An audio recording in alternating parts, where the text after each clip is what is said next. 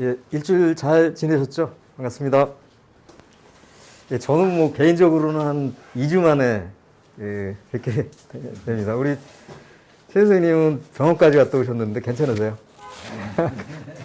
코로나 때문에 예? 굉장히 걱정했는데 그렇게 심하지는 않으셨던 것 같아요. 네. 예. 그냥 뭐 감기 앓는 정도. 예. 완치 음성 판정이 나오실 때 다 된 거죠? 그렇죠. 예. 고생하셨어요. 예. 제가 한 강의는 아니지만 저번에 한 강의가 임금이기 때문에 좀 기억을 되살리기 위해서, 복습을 좀 하도록 하겠습니다. 그래서 임금 부분에서 이제 중요하게 얘기를 한 게, 임금이 사실 노동력의 가치인데, 이게 노동의 가치인 것처럼 보인다. 이것을 강조를 했죠.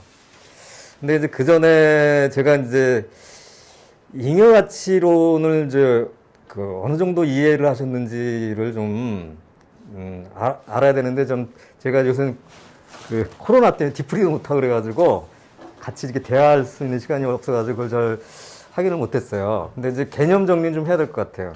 그러니까 잉여 가치론이 좀 파악이 돼야 뒷부분들이 이제 이해가 되거든요. 근데 잉여 가치론 설명을 할 때, 그러니까 노동력의 가치하고 노동이 만들어내는 창출하는 가치하고가 같은 게 아니라고 그랬죠. 같은 게 아니고 항상 노동이 창출하는 가치가 노동력의 가치보다 크다. 왜? 그러니까 노동자가 가령 예를 든 게 12시간 일을 하면 자기가 생활하기 위한 생활수단에 해당되는 것만큼 하기 위한 시간은 12시간이 필요한 게 아니라 6시간 정도가 필요하다. 그렇게 되니까 이제 이미 6시간 일을 하면 자기가 받은 임금만큼 이미 일을 한 거거든요. 그런데 이제 12시간 일을 하게 되니까 그 나머지 부분은, 그러니까 자본가 입장에서 보는 비용이 안 들어간 거죠. 하지만 그거를 이제 가치가 들어갔기 때문에 시장에서 팔면 그게 다 거기에 맞춰서 팔리기 때문에 결국 차액이 발생할 수밖에 없고 그것이 잉여가치다. 그래서 이제 핵심적인 고리가 되는 개념이 노동력인 것입니다.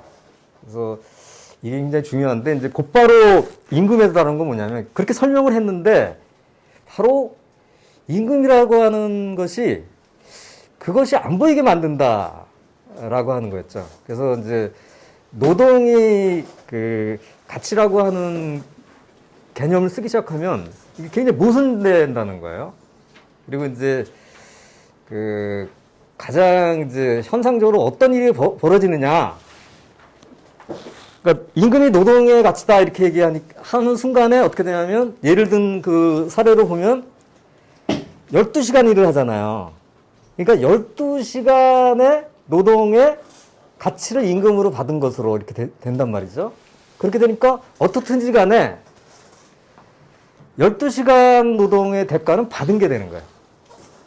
근데 이제 앞에서 잉여가치론에서 설명할 때는 그렇게 되는 거잖아요. 그러니까 실제로는 12시에 일을 하지만 임금으로 받는 거는 6시간에 해당되는 가치만 받는 것이다. 그게 착취가 이제 벌어지는 건데 그렇게 되는데 그게 이제 실제 본질이죠. 근데 현상은 12시간의 대가를 임금으로 지불한 것처럼 되니까 어떻든 간에 대가를 지불한 것처럼 돼서 모든 노동이 그중에 한 8시간 정도는 불불 노동인데 모든 노동이 다 지불 노동으로 되니까 착취가 은폐된다고 하는 것이죠. 그런데 이게 이제 무슨 자본가들끼리 서로 이제 짜고 이렇게 이제 하기로 해서 하는 게 아니라 실제 노동의 가치라고 하는 부분은 현실에서 그냥 벌어지고 있어요. 그러니까 벌어지고 있죠. 그래서 그러니까 임금이 어떤 형태로 주로 나타나느냐. 가장 기본적인 게 시간급이잖아요. 그러니까 시간급은 얼마를 일을 하니까 대가를 준다 이렇게 되는 거잖아요. 그러니까 현실에서 벌어지고 있는 거죠. 그리고 더 특징적인 것은 다른 상품하고 달리 다른 상품들은 이제 이렇게 서로 이렇게 교환하잖아요. 화폐하고. 근데 또 임금은 또 특이한 게 대부분의 나라에서 후불이에요. 선불하는 경우는 또 거의 좀 없어요. 대부분 나라가 후불이니까, 일을 하고 나서 또 주니까, 그러니까 당연히 뭐 노동이 대가고 노동의 가치다 이렇게 생각이 되는 거죠. 그리고 이제 성과급은 더 그렇죠. 성과급은 몇 개를 만들면 거기에 따라서 이제 대가가 나오는 식으로 되니까 이거야말로 뭐 노동의 가치다 이렇게 현실 자체가 그렇게 벌어진다는 것이죠. 이걸 이제 공부를 하셨습니다. 그래서 저번에 우리가 이제 임금을 공부한다 그러면 임금이 뭐냐 이거를 공부했다기보다는 그거는 이미 잉여가치론에서 노동력의 가치다라고 하는 걸 공부하고 나서 이것을 이제 오히려 임금이라고 하는 형태가 이러한 본질을 흐린다. 예, 그러니까 이것을 이제 임금에서는 오히려 공부를 한 것이죠. 그리고 이제 그런 이제 공부를 한 다음에 시간급제 공부를 하셨고, 그다음에 성과급제 공부를 하셨는데, 성과급제는 시간급제에서 역산된 것이다라는 거죠. 그러니까 이제 굉장히 이게 아닌 것 같은데 실제로는 12시간에 뭐 24개를 만들어낸다 그러면 임금을 뭐 얼마 받잖아요. 그러면 한 개가 그러니까 24개를 만들어낸다 그러면 24개로 임금 받는 거를 나눠버리죠. 그러면 한 개당 얼마 받는 식이 모양이 되죠. 그리고 사실상 시간급에 맞춰서 이미 전체가 좀 정해진 다음에 배후에서 건당, 개당 이 가격이 결정된다고 하는 것이죠. 제가 저번에 강의를 했을 때 그러니까 이제 아무래도 이제 노동 시간을 가지고 필요 노동 시간, 잉여 노동 시간 설명을 하니까 이제 다른 방식으로 또 설명을 해야 되는 게 아니냐 그래가지고 제가 임금 때 한번 들으시면 우리 이재용 님이 그때 질문하셨죠? 근데 저번에 좀 몸이 안 좋으셔서 참석을 못 하셔가지고 그러니까 시간급제에서 파생되는 형태가 된다는 거예요. 요것도 공부를 하셨죠? 그래서 그리고 이제 뭐 그 내용을 공부를 하시고 이제 임금이 이제 강도나 노동 생산성에 따라서 국민적 차이가 있다. 이런 것도 공부를 하셨습니다. 그리고 이제 임금 투쟁의 의의와 한계 공부하셨죠. 그래서 임금 투쟁은 또 의의가 있죠. 생활의 어떤 악화를 막는다거나 뭐 개선을 위해서 또 하는 효과도 있고, 그다음에 또 그 투쟁 과정 속에서 여러 정치적 의식이 고양될 수도 있고 또 조직력도 늘어나고 하니까 그런 의의도 있지만, 한계는 이게 바로 이제 한계를 정확하게 알기 위해서는 임금이 어떻게 결정되느냐를 알면 한계가 인식이 쉽게 되죠. 그러니까 임금은 이미 그 자체가 착취를 전제하고 있는 거죠. 그래서 임금을 계속 올려서 착취를 없앤다거나 또 무한정 계속 올릴 수 있다고 생각하는 것은 자본주의에서는 사실 허구적인 것이죠. 그래서 이제 결국은 그러니까 임금 인상 투쟁만으로 되는 건 아니고 정치 투쟁을 해야 되고, 또 이제 더 나가면 이제 어떤 자신의 어떤 정치적 역량을 가지고 주장도 하고 뭐 자신의 뭐 권력도 세워야 되고 이런 또 해야 되니까 임금 인상 투쟁 자체는 한계가 있다. 그러니까 이것을 공부하셨습니다. 예. 그러니까 제가 이렇게 정치경제학 공부를 하다 보면 임금 부분은 우리가 가장 일상적으로 노동자들도 그렇고 뭐 자본가들조차도 그렇죠. 일상적으로 아주 접하는 거예요, 임금은. 근데 이제 흐름에서 보면 앞에서 이제 상품과 화폐 다루고 또 잉여가치 생산 다루고 다음 주제, 이제 오늘 공부하는 주제로 넘어가기 전에 좀 한번 총 정리를 해보는 중간에 이런 주제에 해당된다고 할 수 있습니다. 예. 저번에 공부한 주제를 한번 좀 훑어봤고요. 오늘 학습은 자본 축적과 그 역사적 경향인데요. 크게 4개로 나눠서 이렇게 하도록 하겠습니다. 그래서 단순 재생산, 그 다음에 확대 재생산, 그 다음에 자본주의 축적의 일반 법칙, 그 다음에 본원적 축적, 이 4주제를 가지고 하도록 하겠습니다. 2강에서 잉여가치 생산을 다뤘어요. 그러니까 잉여가치 생산이 이제 정치경제학에서는 가장 핵심적인 내용이고요. 그다음에 이제 정치경제학에서 이제 또 중요한 주제가 자본 축적과 그 역사적 경향이에요. 여기서 뭐 오늘 여러 가지 내용을 이제 공부를 하시겠지만 핵심적인 것은 그거예요. 자본주의에서 착취가 벌어진다. 그 구조를 공부를 하셨는데 그럼 자본주의는 이제 계속 또 발전한단 말이죠. 축적을 해야 들어가면서 발전을 합니다. 그러면 축적을 하게 되면 노동자 계급의 그 처지는 어떻게 되느냐. 여러 뭐 복잡한 내용이 있지만 핵심적인 주제는 이거예요. 그 처지가 좋아지는 거야. 자본가들은 그 얘기를 많이 하죠. 지금도 많이 하는 거고 뭐냐면 어떻든지 간에 그 자본이 축적되고 생산이 늘어나고 하면 어떻든지 간에 노동자들에게도 덕이 가니까 좀 힘들더라도 성장을 하면서 좀 기다려야 된다. 근데 실제 과연 그런가? 그래서 뭐 하다못해 뭐 지금 교황이 되자마자 그 카톨릭은 좀 그런 걸 준비를 하는 모양이에요. 거의 뭐 착한 거 물량에 또 이런 거 발표하고 그랬거든요. 근데 제가 언론에 보도되는 그 내용 중에 눈에 띄었던 게, 교황이 그 얘기를 하더라고요. 자본주의는 낙수 효과가 없다.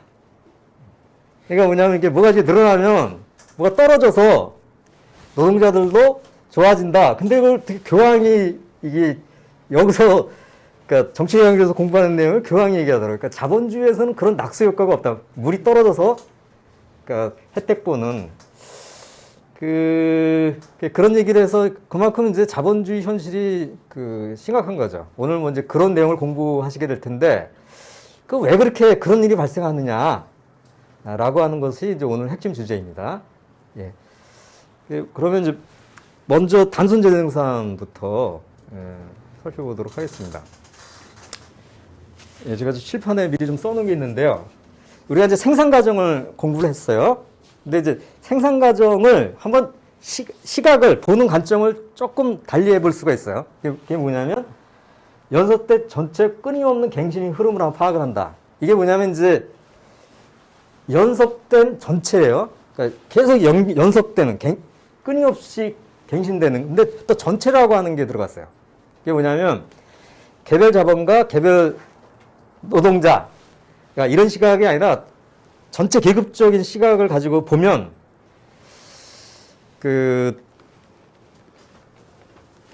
이 과정은 생산 과정은 대생산 과정이기도 하다는 거예요. 예, 이 부분은 그냥 어떤 개념 정리를 하고 하는 거니까 이렇게 말씀을 드리고 그러면 이제 단순 재생산을 이제 먼저 다뤄보도록 하겠습니다.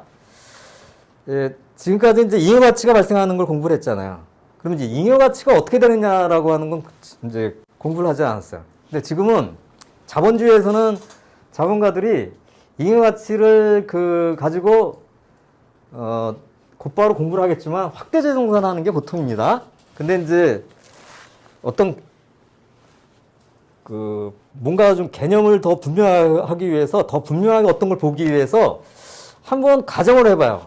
뭐냐, 잉여 가치를 그냥 자본가가 다 소비한다 이렇게 한번 생각을 해볼 수 있죠.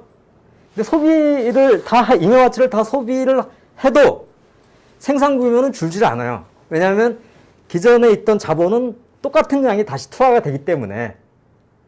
그래서 그럼 이런 걸 뭐 토로하냐? 뭐 똑같은 게 반복되는 거 아니냐? 근데 양적으로는 그렇죠.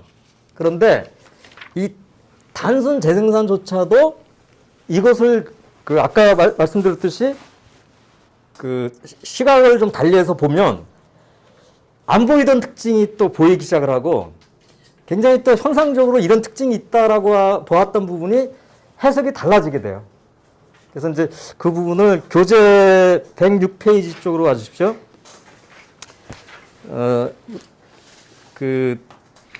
여러 내용들이 있는데요. 첫 번째, 가변자본은 노동기금이 취하는 특수한 역사적 현상 형태에 불과하다라고 하는 것이 보인다는 겁니다. 가변자본은 이제 노동자가 임금으로 받는 것들을 다 더한 거겠죠. 전체적으로 보면, 사회 전체적으로 보면.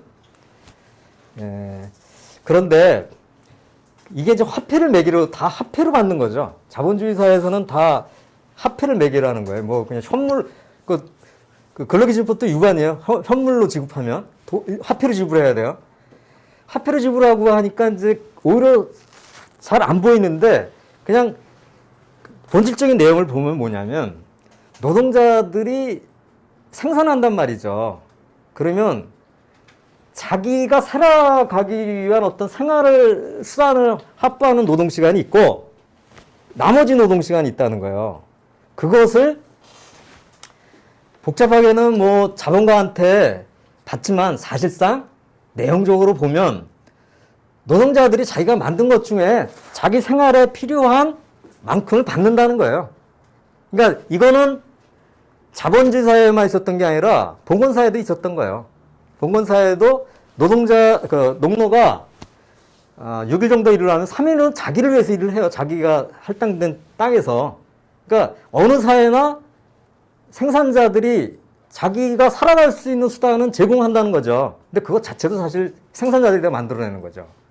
다만 자본주의에서는 똑같이 그게 다 노동기금인데 자본주의이기 때문에 가변자본이라고 하는 모습으로 나타날 뿐이다. 이 얘기입니다. 두 번째는 이제 이 부분이 이제 생각을 해보는 건데요.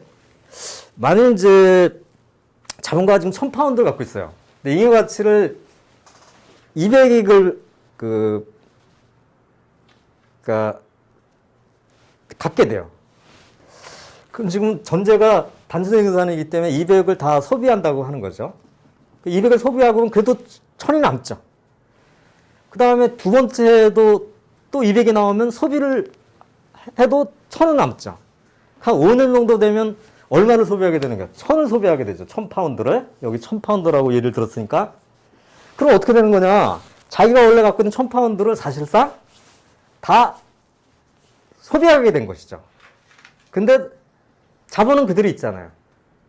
그래서 지금 있는 자본은 사실은 처음에 있던 자본인 것처럼 보이지만 지금의 자본은 사실상 잉여 가치가 축적된 것이죠.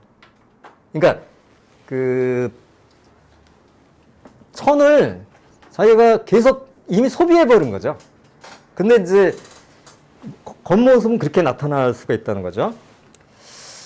세 번째 부분은 그냥 제가 시간 관계에서 빼고 네 번째 부분을 좀 말씀드리도록 하겠습니다. 그러니까 이러한 어떤 재생산의 관점에 서면 노동자의 소비도 다르게 보인다는 거예요. 지금까지 배운 부분에서는 노동자가 소비하는 것은 노동력을 재생산하기 위해서 소비하는 거거든요. 재생산해야 다음에 또 일을 할 수 있단 말이죠. 예. 그렇게 되니까 어떻게 되는 거냐? 소비의 영역은 이미 노동자들 개인들의 개인적인 사생활이 되는 거죠. 그러니까 우리가 한번 생각을 해보세요. 이제 뭐 공장에서 임금을 받아서 뭐 그걸 가지고 뭐 쌀도 사고 고기도 사고 아니면 뭐 어디 또 뭐 놀러도 가고 이렇게 소비하는 거는 각각의 노동자들이 다 판단하는 거잖아요. 굉장히 이제 개인적인 판단에 의해서 되는 것 같죠. 그런데 이거를 전체 계급의 관점에서 보면 사실 노동자의 소비조차도 어떤 특정한 그 시기에는 어떤 패턴이 있다는 거예요. 그래서 각각의 어떤 판단에 의해서 소비를 하는 것 같지만 하나의 그 재생산의 관점에서 볼 때는 다시 노동자가 생산 과정에 나타나게 되는 노동력을 재생산하는 것으로 된다는 것이죠. 그리고 이제 또 하나의 문제는 뭐냐면 노동자가 소비를 하고 나면은 다시 다시 다른 방법이 없이 다시 고용이 돼야지만 되는 상태로 가 있다는 거예요. 왜냐하면 소비를 해서 이미 자기가 그 받은 걸 가지고 생활수단을 사는데 사고 하는 데서 소비를 한 거죠. 그러니까 다음에 또 생활수단을 구하려면 또 고용이 돼야죠. 그래서 제가 좀 인용한 이 부분인데요. 예, 이 부분은 뭘 얘기를 하냐면은, 그러니까 자본주의 사회에서 노동자가 굉장히 자유로운 것으로 보이지만 실제로는 얽매여 있다라고 하는 것입니다. 그래서 제가 이런 부분은 이제 이 자체로서도 중요하지만 자본주의 사회에서 왜 노동자들이 그러니까 어떤 의식이나 이런 부분들이 그러니까 제약되는 측면이 좀 있거든요. 이런 부분을 볼 때 보면 외관상으로 볼 때는 상당히 선택권을 가진 것처럼 보인다라고 하는 현상이죠. 이 부분은 좀 중요하기 때문에 한번 좀 읽어보도록 하겠습니다. 우리 오늘 맨 뒤에 계시는 우리 안상균 님이 거기 인용된 거 있죠. 노동자들의 개인적 소비 그 부분 한번 읽어볼까요? 노동자들의 개인적 소비는 한편으로 그들의 유지와 재생산을 보장하고 다른 한편으로는 생산수단을 끊임없이 소멸시킴으로써 그들을 노동시장에 계속 나타나도록 만든다. 로마의 노예는 쇠사슬로 얽매여 있었지만 임금 노동자는 보이지 않는 끈에 의해 그래도 소유자에게 얽매여 있다. 그가 독립적인 존재인 것처럼 보이는 외관은 개별 고용주들이 끊임없이 바뀐다는 것과 계약이라는 법적 허구에 의해 유지되고 있다. 예, 그렇죠. 현대자동차에 일하시는 노동자들도 고용주들 다른 데 갈 수도 있거든요.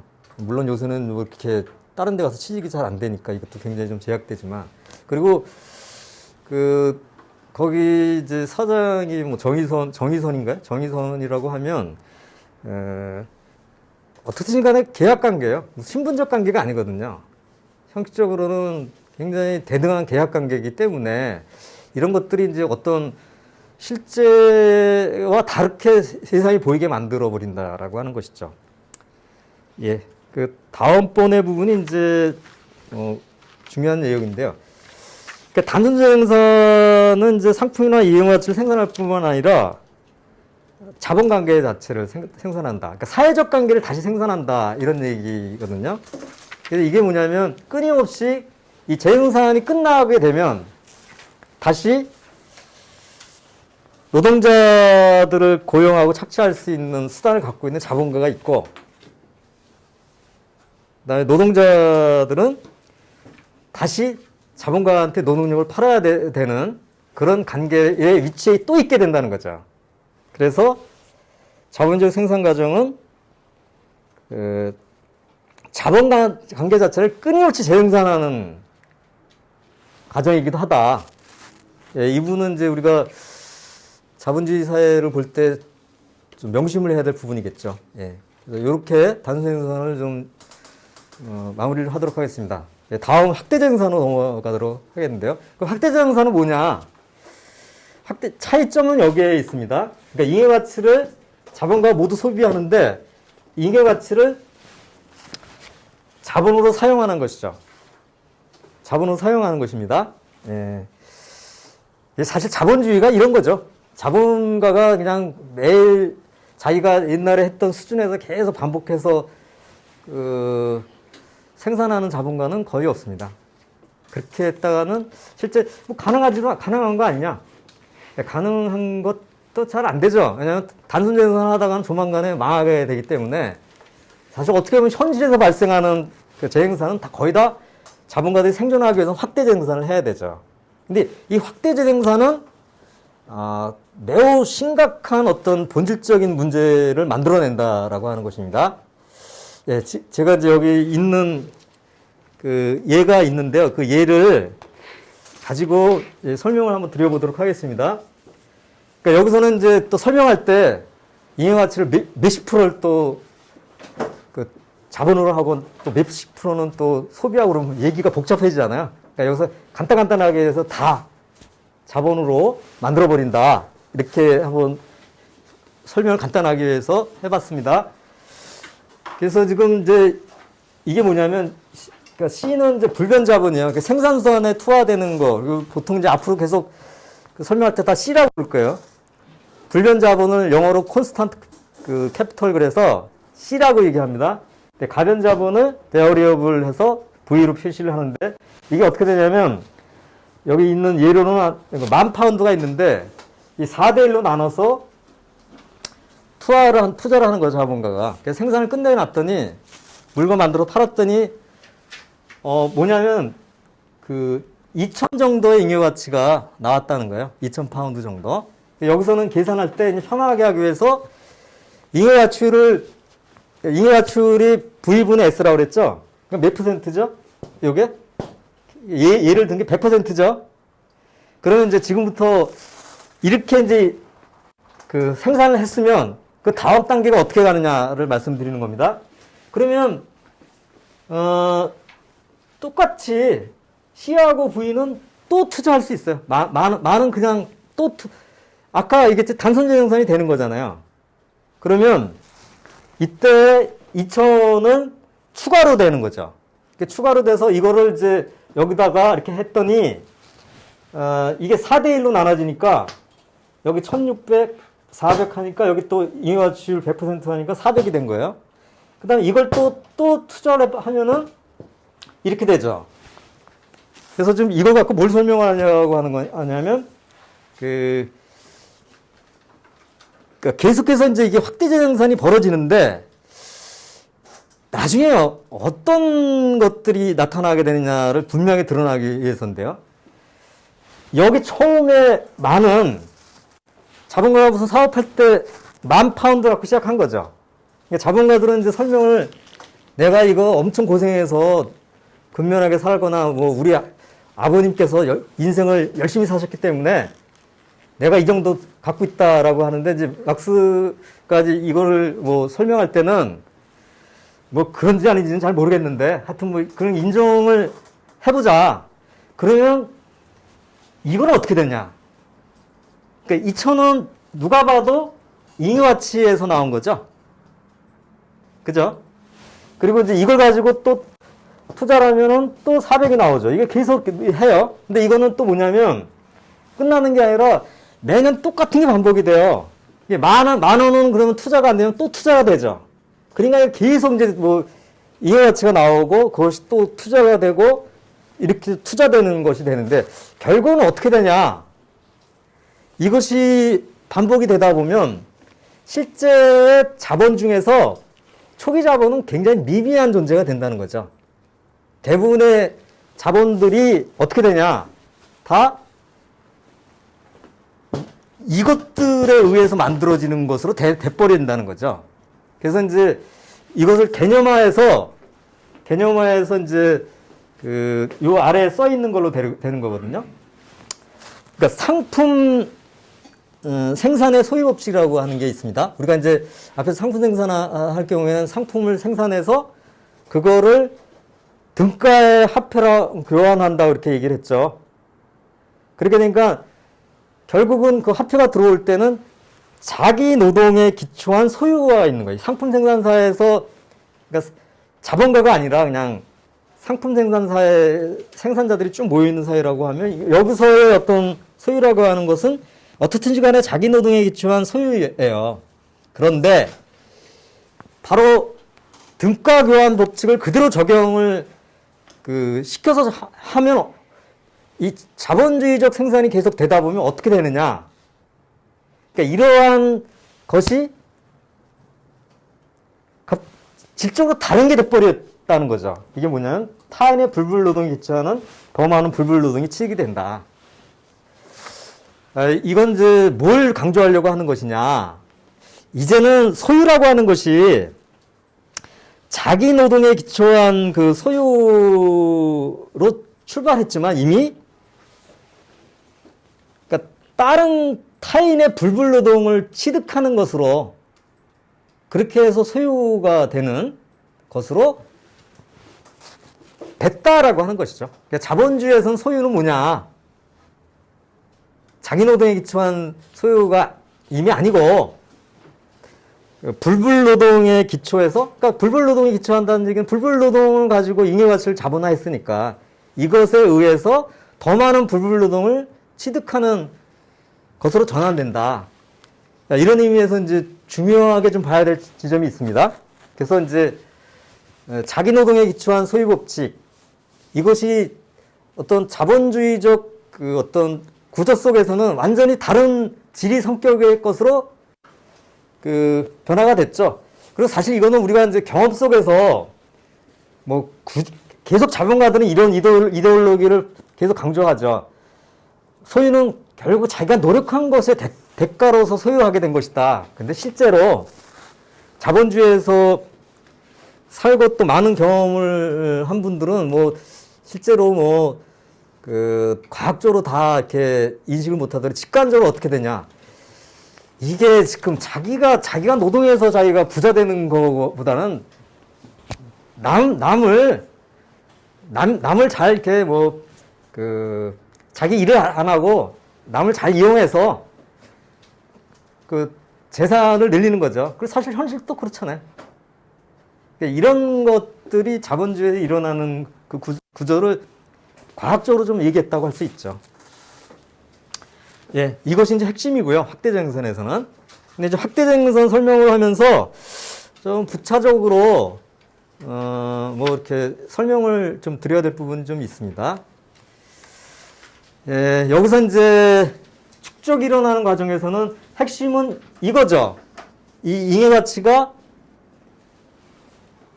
자본으로 된다는 것이죠.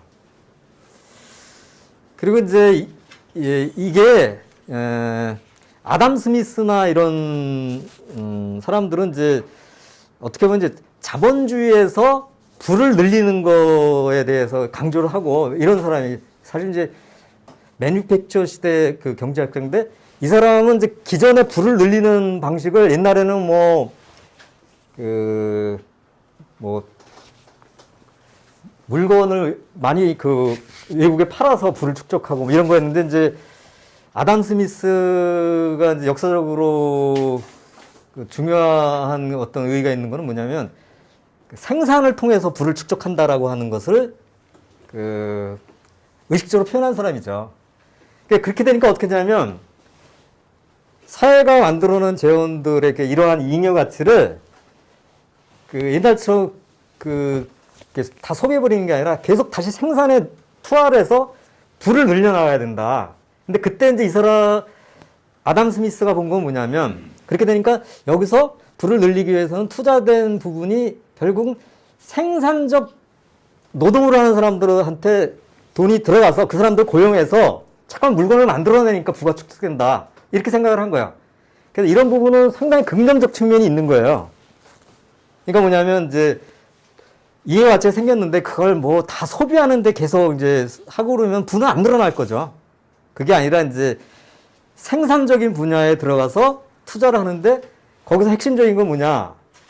결국 생산적으로 노동하게 만드는 부분이다. 이렇게 생각을 한 거예요. 근데 여기까지는 굉장히 긍정적인데 이거를 이제 이상하게 좀 해석을 해가지고 모든 잉여 가치가 그러니까 노동자들이 소비하는 것으로 생각한 거예요. 그러니까 무슨 얘기냐면 여기서 쉽게 얘기하면 2천이 있으면 이게 불변자본과 가변자본은 아니잖아요. 그러니까 생산 규모를 늘리려면 노동자만 더 고용해서는 안 늘리잖아요. 그러니까 생산도 늘려야죠. 당연히 우리가 상식적으로 보면 이해가 되잖아요. 근데 이제 이 추상적인 범주를 다룬 경제학에서는 약간 잘못하면 이제 혼란스러운 사고가 나올 수가 있는데 그래서 어떻게 생각한 거냐면 이것이 모두 가변자본으로만 간다 이렇게 생각을 하는데 이건 사실 오릅니다. 그래서 유명한 스미스의 도구마라고 하는데 그래서 개변도 만들어내요. 그러니까 스미스도 봐도 생산을 늘리면 뭐 생산도 늘려야 된다는 거는 뭐 당연한 거로 보이잖아요. 근데 그게 이제 개별적인 거에서는 맞는데 사회 전체적으로 보면 다 결국은 가변자본으로 임금으로 지출된다라고 하는 얘기를 해도 이게 유명한 스미스의 도구마입니다. 예, 그러니까 이 부분은 오류입니다. 근데 제가 이제 이 오류가 발생하는 이유까지 설명드리면 너무 시간이 갈 것 같아가지고 자세하게 말씀을 안 드리는데 굉장히 좀 어리석은 주장이 된 거죠. 예. 다음에 이제 노동기금과 관련해서 또 보충해서 강조해서 말씀드리도록 하겠습니다. 그러니까 노동기금이 이제 결국은 이제 그 노동자들이 그러니까 소비하는 어떤 그 부분이죠. 근데 이제 이것도 좀 이상한 또 그 주장이 나왔어요. 그래가지고 뭐 당시 경제학에서 보면은 사회적 자본은 좀 고정된 것으로 설명하는 그런 것들이 좀 그 있었는데 이거를 이제 그 밴덤 자신과 웰더스 제임스 밀미 맥컬럽 등이 뭔가 변호론적인 목적을 위해서 가변 자본을 고정적 크기로 묘사하기 시작을 했습니다. 근데 우리가 이제 과학적 생각을 하면 그 노동기금은 늘어날 수도 있어요. 왜? 그러니까 이게 늘어날 수 있잖아요. 이거 확대돼서 늘어날 수 있잖아요. 있거든요. 고정된 게 아니거든요. 이 늘어나잖아요, 계속. 그런데 이제 이것이 경제학에서 볼 때는 이제 자연과학도 뭐 여러 가지 이제 이해관계에 따라서 좀 왜곡하는 거지만 사회과학은 정말 왜곡이 심한 부분이거든요. 특히 이런 거는 이제 이해관계가 걸려 있기 때문에 그리고 이제 노동기금을 고정된 것으로 이렇게 묘사하는 것은 사실상 노동자들에게는 상당히 불리한 입장이 될 수가 있어요. 이게 고정돼 있으면 사실 노동조합이 뭐 하는 행동도 좀 별로 의미가 없는 거거든요. 고정돼 있는 걸 갖고 뭐 늘려가지고 뭐 어떻게 해야겠어. 다시 또 돌아가겠죠. 그리고 이제 임금을 뭐 올린들 정해져 있으니까 임금을 올리면 정해져 있으니까 뭐 올린 거면은 오히려 뭐 이상한 논리가 나오겠죠. 정해져 있으니까 고용자 숫자를 줄여야 된다. 사실 그런 것도 아닌데. 그러니까 이러한 어떤 좀 왜곡된 주장이 어떤 그 근거로 삼으려고 했다고 하는 부분을 여러분께서 예, 그 공부를 하셨으면 좋겠습니다. 예. 예, 확대자 양상도 이제 그 다 말씀을 좀 드렸고요. 이제 다음에 이제 자본주의 축적 일반 법칙인데 이 부분이 이제 아까 제가 강의 앞에서 말씀드렸듯이 오늘 공부하는 내용에서 가장 중요한 부분입니다. 이제 지금부터 이제 본격적으로 자본의 축적이 노동자 계급에 어떠한 영향을 미치느냐, 개선을 시키느냐, 아니면 뭔가 자본가와의 관계에서도 좀 유리한 위치로 만들어 가게 되느냐. 그래서 이런 부분들을 이제 다루는 부분입니다. 근데 그 전에 이것을 이제 과학적으로 다루기 위해서 좀 몇 가지 개념 정립이 좀 필요합니다. 그래서 이제 이제 앞으로 많이 나오게 될 거거든요.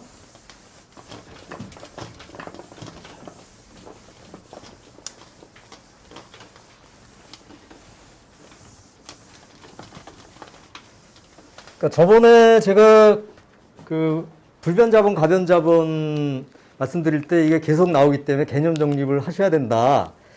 그러니까 이렇게 그 말씀을 좀 드렸었는데 바로 그 부분입니다.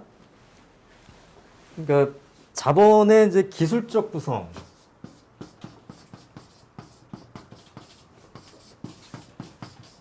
그다음에 가치 구성, 그다음에 이제 유기적 구성, 이게 이 용어가 많이 나오게 됩니다. 유기적 구성, 이 용어를 좀 정리하고 다음으로 넘어가도록 하겠습니다. 기술적 구성은 간단하게 좀 생산할 때 생산수단과 노동력과의 비율이 어떻게 되냐, 그게 기술적 구성입니다. 근데 또 이제 이거를 가치의 측면에서 볼 때는 생산수단에 투하된 그 부분은 무슨 자본이라 아까 말씀드렸죠? 생산수 안에 투하된 자본을 뭐라고 한다? 불변자본. 그다음에 이제 그 노동력의 구입에 들어간 부분을 가변 자본이라고 그랬죠. 예, 이것이 또 어떻게 구성되어 있느냐. 근데 유기적 구성은 뭐냐. 그러니까 이걸 반영한다, 어느 정도 반영한다는 거예요. 기술적 구성을 반영한 가치 구성. 근데 이제 이런 얘기가 나오는 거는 이게 반드시 일치하지 않는다는 거예요. 그렇지만 이게 기술적 구성이 굉장히 높아지는, 그 생산수단이 많아 비중이 높아지는데 가치 구성은 확 떨어지는 경우는 거의 없거든요. 이것을 반영할 때 그 구성을 유기적 구성이라고 그래요. 유기적 구성인데요. 이 유기적 구성이 이제 중요하게 되는 게 바로 제가 말씀드릴 내용인데, 자본이 축적이 되면서 어떤 경향이 있느냐.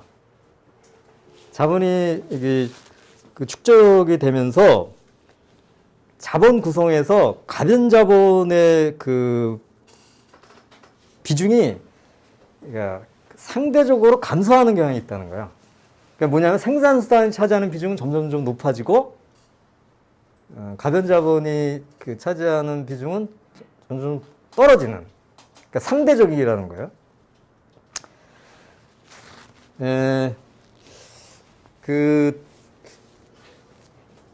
울산에 이제 처음 가서 딱 현대조선소, 그러니까 현대중공업, 지금 한국조선해양이죠. 거기를 보는 순간에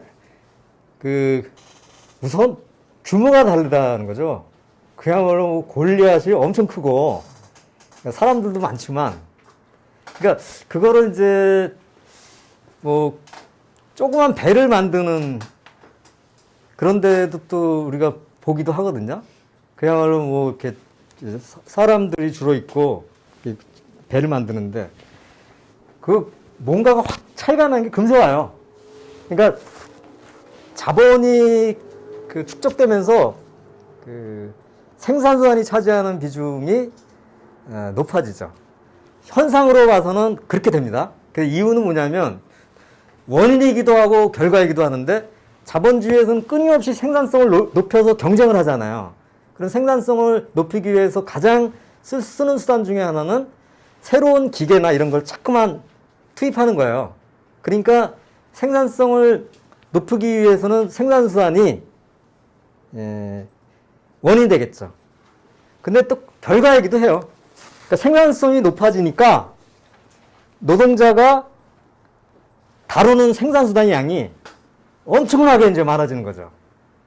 그러니까 원료도 많아지고, 또 기계 쓰는 기계도 이제 점점 이제 고가가 되니까 감가상각비도 늘어나게 되는 거죠. 근데 어떻든지 간에 이것이 현상으로는 생산수단의 생산수단과 노동력의 비중에서 생산수단의 비중이 높아지게 되는 그런 결과를 가져오고, 그 다음에 이것이 이제 결국은 어떤 거를 야기하냐면, 자본 가치의 가변적 구성 부분을 희생하는 불변적 구성 부분이 증대에 반영된다는 거죠. 그래서 이거를 이제 불변 자본의 비중이 높아지는 거를 정치경제학의 용어로는 뭐냐면 자본의 유기적 구성도가 높아진다, 이렇게 표현을 합니다. 자본의 구성이 높아진다라고 하는 부분을 하면 그냥 이제 이분이 실감이 잘 안 가시지만, 이게 이제 실제 미치는 영향을 하면 심각한 문제를 이제 야기시키게 되는 것이죠. 그래서 이제 뒤에 보면 이제 이런 부분이 상대적 과잉 인구를 만들어내는 어떤 이유가 되는데, 지금은 이제 일단은 자본주의에서 이런 현상이 발생하는 어떤 부분을 먼저 강조를 좀 드리도록 하겠습니다. 그러니까 자본이 이제 축적됨에 따라서 자본이 유기적 구성도가 높아지는데요. 이때 이제 자본이 축적되는 거에도 좀 범주가 두 개로 나눠서 볼 필요가 좀 있어요. 하나는 이제 어떤 자본가가 계속 이제 여기서 했던 식으로 계속 축적을 해가지고 자본을 늘려나가는 것을 자본의 집적이라고 그럽니다. 집적. 그러니까 이게 이제 지금까지 공부한 내용에 가장 직접적으로 연결되죠. 근데 자본주의에서는 이제 자기 자본이 이제 계속 늘어나게 되는 과정도 일어나지만 굉장히 이제 특징적인 현상이 뭐냐면 분산된 자본이 집중이 돼버려요. 근데 집중이 될 때 이제 평균적으로 집중되는 게 아니라 큰 자본 쪽으로 자본이 이제 몰려 들어가게 되죠. 왜냐하면 이제 이것이 일어나는 게 경쟁입니다. 자본주의에서는 경쟁에 의해서 많은 자본들이 그러니까 망하죠. 망한 자본들은 그 대자본 쪽으로 모여 들어가게 됩니다. 그 다음에 또 하나가, 이것을 또 굉장히 집중을 많이 야기시키는 게 뭐냐면 신용제도예요. 그러니까 이제 왜 자본주의에서는 신용제도가 중요하다고 하냐면 이 신용제도가 자본주의를 정말로 갖고 있는 자기의 역량보다도 엄청난 역량을 증폭시키게 되는, 그래서 모순도 증폭시키는 요인이 돼요. 그래서 이제 신용제도가 발달하면 이제 결국 이제 금융자본이나 이런 부분들이 생기는데 왜 이렇게 20세기 들어와서부터 금융자본 문제가 심각하냐. 바로 이 신용제도가 엄청난 자본에 집중을 야기시키는 거죠. 그래서 뭐 은행을 통한 집중도 있고 또 많은 방법이 이제 주식회사 같은 걸로 해서 실제로 갖고 있는 자기 자본은 요것밖에 안 되는데 엄청난 자본을 이제 주식회사 형태로 해가지고 소수의 자본이 자기 자본이 아는 것들을 통제할 수 있는 능력이 늘어나죠. 그러니까 이런 것들이 다 신용제도인데, 그래서 자본의 집중을 이제 급속하게 촉진을 시킵니다. 근데 이제 부정적 측면도 있고 긍정적 측면도 있죠. 근데 이제 많이 예를 드는 게 집중이 뭐 부정적 측면만 있는 건 또 아니죠. 그러니까 그 지금이야 뭐 아니지만 19세기의 그 철도는 첨단 산업이에요. 예, 뭐 그야말로 그 철도가 하나 생기면 철도 하나 생길 때마다 신문이 하나씩 생겼어요. 그리고 그 당시에 지금 나왔던 여러 가지 글들을 보면 세상이 이제 완전히 달라지겠다. 그야말로 휘황찬 미래가 오는 것으로 서술된 게 많습니다. 그러니까 당신 그랬을 것 같아요. 사람들이 빨리 말 타고 다닐 텐데, 그냥 올라가자마자 막 그냥 달리니까 세상이 이제 차원이 달라진 거죠. 그래서 그 당시에는 철도가 세상을 이제, 바꾸는 것처럼 하는데, 만약 그 당시에 하나의 자본가가 계속 돈을 축적을 해서 철도를 했으면 못했을 거라는 거죠.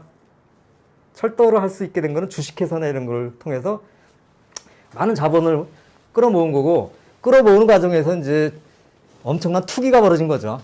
그러니까 요새 뭐 그런 거 요새는 더 심하잖아요. 요새는 뭐 제가 저번 강의 때 말씀드렸듯이 철저처럼 좀 실체가 있어야 되는데, 무슨 실체도 없는 무슨 비트코인 같은데 투기돼 버리니까, 근데 그 당시에도 보통 이런 데서는 투기가 발생을 한 거죠. 예. 뭐 강조하는 거는 이제 뭐 투기가 아니라 자본이 집중이 되는데 이때 이제 어떤 일이 발생하냐면 급속하게 유기적 구성도를 높여버린다는 거죠. 그래서 이 유기적 구성도가 높아지면서 이제 어떤 문제를 야기시키는지를 지금부터 이제 본격적으로 다루도록 하겠습니다. 그 어떤 일이 발생하느냐. 그러니까 이제 자본가가 투자를 한단 말이죠. 그리고 이제 새롭게 이제 이해가치 이런 새로운 자본으로 추가해서 투자하는 경우에는 옛날 방식의 투자하지 않는다는 거죠. 굉장히 새로운 기계를 도입하는데 많이 쓴다는 거죠. 그렇게 되니까 이제 과거에는 투자를 이렇게 하면 노동자가 늘어나는 그 숫자가 꽤 됐는데 이제는 거의 이제 그 생산수단에 투자를 하지 사람 고용하는 숫자는 별로 안 늘어난다는 거야. 그 다음에 이것만 해도 좀 심각한 거예요. 그러니까 신규 고용하는 그런 것들이 줄어드는 거죠. 그럼 기존에 있는 그 생산시설에서는 그럼 그대로 가는가? 또 갱신을 한단 말이죠. 감가상각한 거 가지고 이제 기계를 교체할 때는 옛날식으로 교체를 하지 않고 굉장히 유기적 구성도가 높은 방식으로 교체를 해버리는 거죠. 그렇게 되니까 어떻게 되냐면,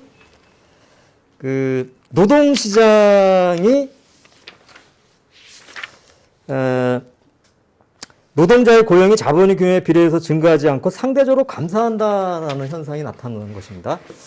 예, 여러분들 이제 제가 그 뒤에서 이것이 야기하는 이제 부분으로 예, 상대적 과잉 인구라고 하는 부분을 다루겠습니다. 근데 그 지금 참고 자료로 요새 얘기를 좀 그 제가 뭐 자본론 해설하는 거에 좀 집어넣은 부분이 있는데요. 뭐 복잡하게 보지 않고 그냥 우리나라에서도 이게 얼마나 심각한가라고 하는 것을 좀 드린 자료 있죠. 거기 보면 이제 고용계수라고 하는 게 있어요. 이게 이제 한국은행에서 매년 발표를 하는데요. 10억이 매출액이, 예, 그러니까 산출액이 10억 늘 때 몇 명을 더 고용하게 되는가. 이건데 이게 갈수록 떨어지고 있어요. 근데 급속하게 떨어지고 있다는 거예요. 그래서 전체적으로 보면 2000년에 8.0이었는데 2015년에 4.5가 됐다는 거예요. 그러니까 한 15년 사이에 똑같은 산출액이 늘어났는데 고용은 반밖에 안 늘어난다는 거예요. 근데 이게 제가 이제 심각하게 더 봐야 될 부분은 뭐냐면 가장 그 성장을 주도하는 업종일수록 더 심하다는 거예요. 그게 이제 주로 이제 전기 쪽인데 엄청나게 이게 줄어드니까 그 저번에 제가 이제 그 어떤 그 집회를 하는데 한 분이 말씀하시는데 울산 같은 경우에 공장이 그 남구 쪽이라고 하신 거예요. 남구 쪽에 많이 생긴다는 거예요. 공장들이 또 새로운 공장들이 많이 생기고 그러는데 막상 거기에 가보면 뭐냐면 갔는데 공장은 굉장히 늘어나는데 사람이 없다는 거예요. 가보면 거의 공장 시설들은 새로운 게 다 들어왔는데 사람을 고용 안 하고 거의 다 기계로. 그러니까 우리나라가 지금 자동화가 굉장히 심한 나라거든요. 그러니까 이렇게 되니까 이제 우리가 이게 자본의 유기적 구성도가 높아지는 것이 어떤 문제를 야기시킬지 우리가 감이 좀 올 것 같아요.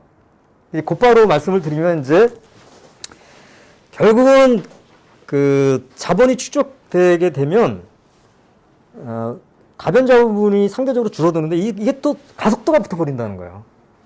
그렇게 되니까 어떻게 되냐면 자본의 필요로 하는 그 노동력은 그렇게 많이 안 늘어난다는 거죠. 그렇게 되니까 어떻게 되냐면 인구가 늘어나서가 아니라 상대적으로 과잉 인구가 생긴다는 거죠.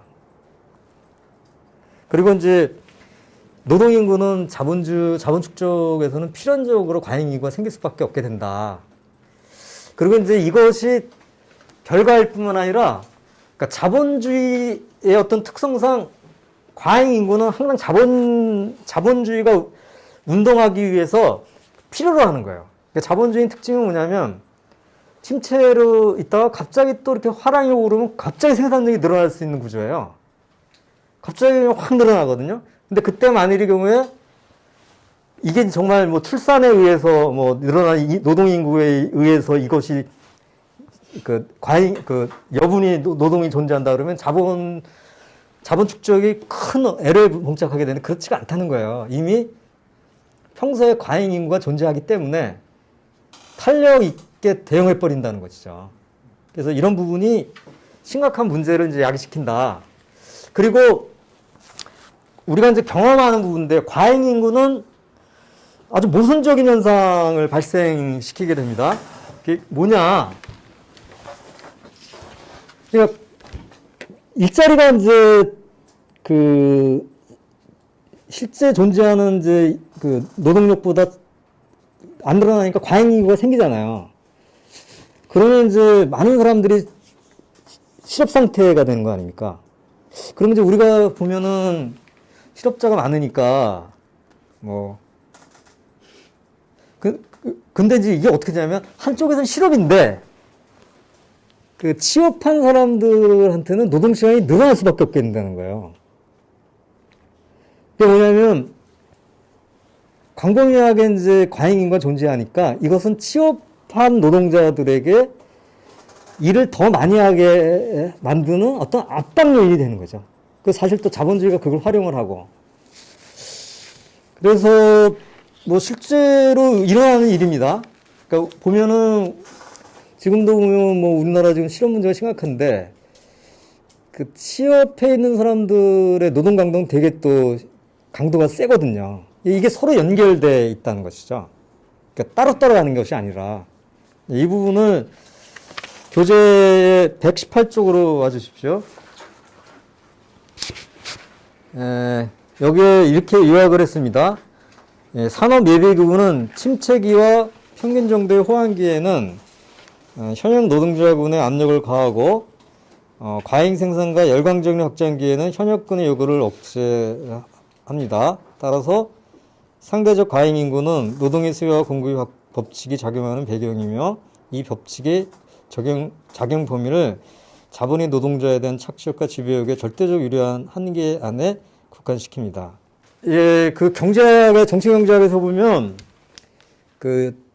좀 인구 이론 가지고 엉터리 얘기한 사람, 유명한 사람이 누구죠? 멜더스죠. 그러니까 이 사람은 이제 막 출생을 가지고 그 인구를 가지고 그래서 뭐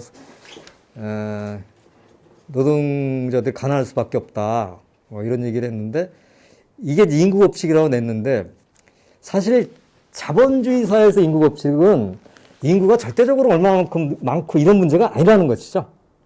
상대적인 과잉 인구라는 것이죠. 그러니까 저는 이제 이런 생각도 좀 해봅니다. 그러니까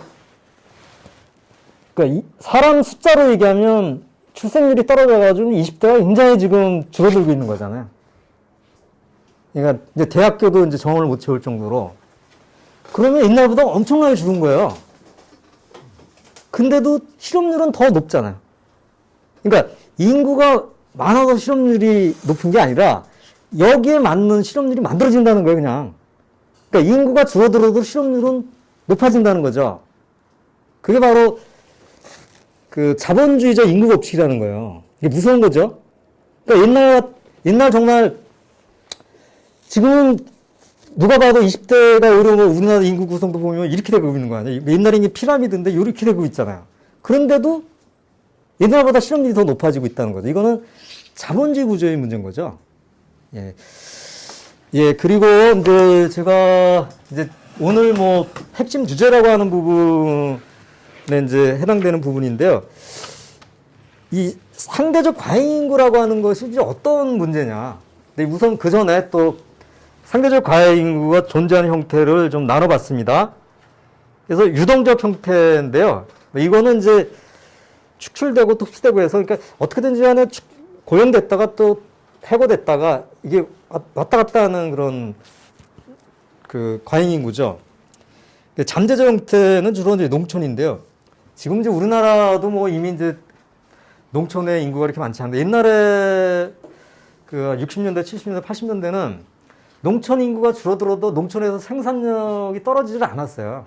그러니까 그건 뭐냐면 이미 많은 사람이 있었지만 잠재적 실업 상태에 있었다라고 하는 것을 나타내는 것이죠. 그냥 거기서 어떻게든지 버티고 있는 거지 생산성을 더 높이고 이런 부분이 아니었다는 거죠. 이걸 잠재적 실업이라고 합니다. 다음에 정체적 형태인데요. 이 이제 앞에 부분하고 비교하면 이제 말 그대로 여기는 이제 취업이 잘 안 되는 거죠. 그래서 여기가 이제 장시간 노동과 저임금의 어떤 그러니까 어떤 부분이 되는데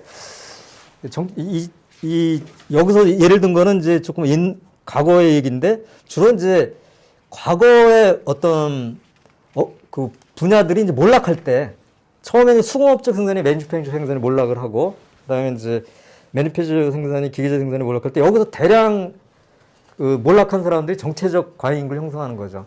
지금도 우리나라 비슷하죠.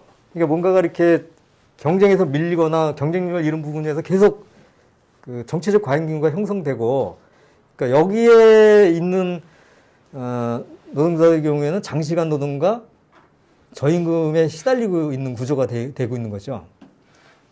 그 다음에가 이제 구호 빈민입니다. 예, 지금부터는 제가 뭐 설명을 드리기보다는 한번 읽어보도록 하겠습니다. 이게 요점은 뭐냐? 자본주의가 발전한다는 거예요. 그러니까 자본주의가 정치하는 게 아니라 자본주의가 발전하는데 자본주의가 발전하면서 상대적 과잉인구를 만들어낸다는 거예요. 이게 늘어난다는 거죠. 그리고 이것이 늘어나는 것만큼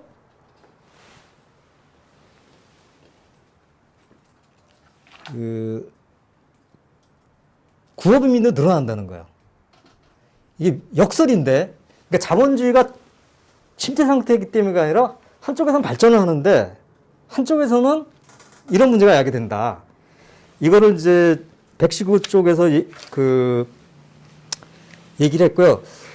120쪽에 있는 부분이 요약을 해서, 그러니까 오늘 주제 자본 축적하면 이제 우리가 경제학 공부하면 자본 축적 그러니까 뭐 숫자를 가지고 뭐 자본이 어떻게 축적이 되고 뭐 이게 몇 퍼센트 늘어나고 이런 거를 공부하는 거로 생각하시면 안 돼요.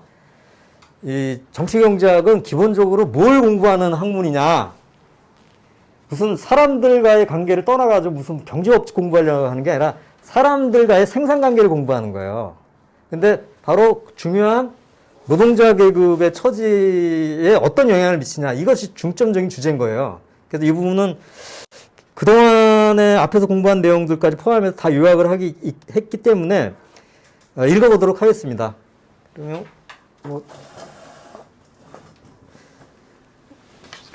아까 안상견님이 하셨으니까 우리 앞에 계신 이효리님이시죠?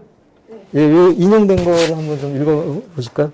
제4편에서 상대적 잉여가치 생산을 분석할 때 본 바와 같이 자본주의 체제 안에서는 사회적 노동 생산성을 향상시키기 위한 모든 방법은 개별 노동자의 희생 위에서 이루어진다.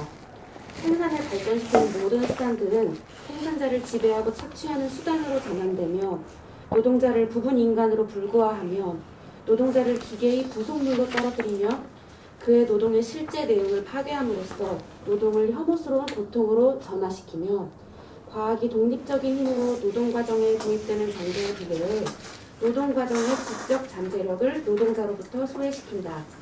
또한 노동 생산성을 향상시키는 모든 방법들은 노동자의 노동 조건을 개혁하며 노동 과정에서 노동자를 독재, 그 비열함 때문에 더욱 혐오스럽다에 굴복시키며 그의 전체 생활 시간을 노동 시간으로 전환시키며 그의 처자를 자본이라는 자본노트의 수레바퀴 밑으로 질질 끌고 간다. 그러나 잉여 가치를 생산하는 모든 방법은 동시에 축적의 방법이며 그리고 축적의 모든 확대는 이 방법을 발전시키는 수단으로 된다. 이로부터 자본이 축적됨에 따라 노동자의 상태는 그가 받는 임금이 많든 적든 악화되지 않을 수 없다는 결론이 나온다. 끝으로 상대적 과잉 인구 또는 산업 예비군을 언제나 축적의 규모 및 활력에 알맞도록 유지한다는 법칙은 헤파이스토스의 쐐기가 프로메테우스를 바위에 결박시킨 것보다도 더 단단하게 노동자를 자본에 결박시킨다. 이 법칙은 자본의 축적에 대응한 빈곤의 축적을 필연적인 것으로 만든다. 따라서 한쪽 끝의 부의 축적은 동시에 반대편 끝, 즉 자기 자신의 생산물을 자본으로 생산하는 노동자 계급의 측의 빈곤, 노동의 고통, 노예 상태, 무지, 야만화, 도덕적 타락의 축적이다. 예, 그래서 그러니까 여기 상대적 잉여가치 생산할 때 했던 부분까지 다 요약을 하는데 이제 사실 이 부분이 생산성을 높이지만 노동자들을 희생시키는 거죠. 그래서 뭐 매니팩처에서 보면 이제 부분 노동화하면서 평생 어떤 전체 노동이 아니라 한 부분 노동자로서 이렇게 하게 되고 나중에 이제 기계제가 나오면 기계의 부속물로 만드는 것이죠. 근데 이제 그 부분이 이제 뒤에 여러 가지 축적되는 것까지 연결되면 한쪽에서는 부가 축적되지만 다른 한쪽에서는 빈곤과 굴욕적인 상태, 도덕적 타락, 야만화 이런 것도 축적된다 이런 것입니다. 이 부분이 이제 이거죠. 아까 이제 뭐 낙수 효과라고 하는 거를 이제 제가 대표적인 예를 들었는데 만일의 경우에 낙수 효과가 그래도 충분히 되면 자본주의가 문제가 있더라도 그 고통은 조금 완화될 될 거예요. 근데 이제 이런 부분은 뭐 교양 자체도 얘기할 정도로 누구나 부정할 수 없을 정도로 이제 자본주의에서 심각하게 된 것이죠. 그래서 뭐 요새는 이제 뭐 불평등 자체를 뭐 이렇게 발표하고 하는 것들이 굉장히 자료가 많습니다. 이제 워낙 심각하니까 그러니까 이런 부분들에 대해서 뭐 여러 가지 경고하는 소리들이 많죠. 저는 어떻게 보면 좀 우리가 뭐 IMF 그러면 IMF는 옛날 긴축 뭐 이런 거를 이제 주로 하고 뭐 악명이 없죠 우리한테 기억에. 근데 2008년도 공황 이후에는 IMF조차도 뭐 그 사회적 갈등을 시켜야 뭐 성장도 한다 이런 얘기를 거기도 얘기를 해요. 근데 그럴 정도로 굉장히 심각한 상황인 것입니다. 그래서 제가 요 자료에도 보면 현재의 사례라고 해갖고 이렇게 쭉 통계 숫자를 많이 인용을 좀 했습니다. 근데 이 숫자 하나를 보면 눈에 확 띕니다. 여기 뭐 여러 가지가 있는데 미국의 경우에는 전체 소득의 상위 1%가 차지하는 비중이 1980년에 10%였는데 2016년 최근이죠. 20%로 증가를 했어요. 그러니까 2배로 늘어났죠. 근데 이 줄어든 몫이 대부분 어디서 나오느냐? 그러니까 하위 50% 계층이 차지하는 비중은 1980년 20%에서 13%로 감소했다. 그러니까 요거의 숫자가 거의 비슷한 거죠. 그러니까 이게 이제 어떻게 되냐면, 그러니까 뭐 2차 세계대전 이후에 이제 자본주의의 어떤 양극화나 이런 부분들이 옛날 얘기가 된 것이 아니냐. 그래서 한 몇십 년 동안 이게 또 그런 것처럼 또 사람들이 많이 또 그런 거 아니냐. 그래서 옛날 뭐 오늘 우리가 배우는 것처럼 자본주의 모순이 심화되고 하는 것은 이제 아니지 않냐 그러는데 사실은 이 시기 그 70년대 이후에 굉장히 심각해진 것이죠. 그래서 여기 보면 뭐 저도 오히려 이제 이 자료를 이제 그 인용하면서 놀랐어요. 그러니까 좌파 연구소인 공동의 민주주의 공동설립자 테드 하워드는 미국에서 3명, 빌 게이츠, 제프 베조스와 워런 버핏이 하위 1억 6천만 명보다 더 많은 자산을 소유하고 있다.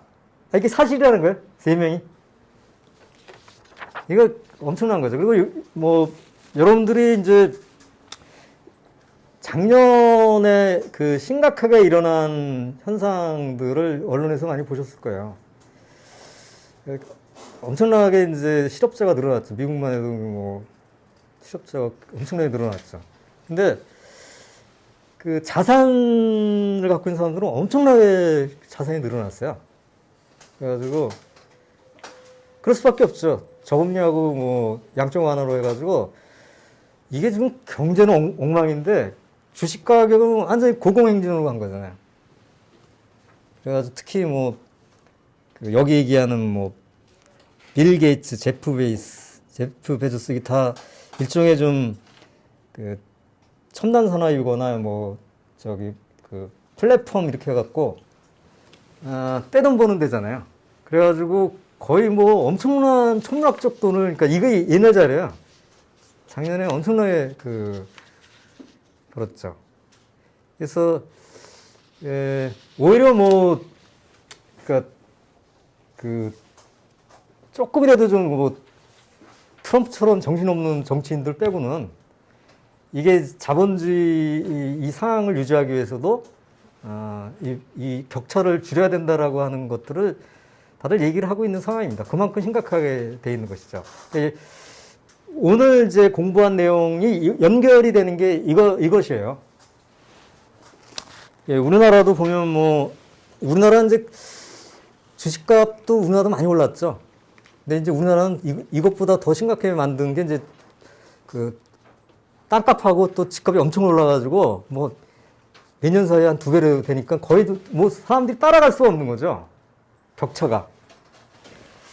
그래서 이 부분이 이제 그 자본 축적에서 이제 중요한 주제인 자본의 축적이 노동자 계급의 처지에 어떤 영향을 미치느냐라고 하는 핵심 주제를 다뤘습니다. 예, 이 부분이 이제 오늘 공부한 내용 중에서 가장 핵심적인 내용이다. 이렇게 말씀을 드릴 수 있겠습니다. 예, 한 5분 쉬었다가 뒷부분을 좀 하도록 하겠습니다. 네, 잠시.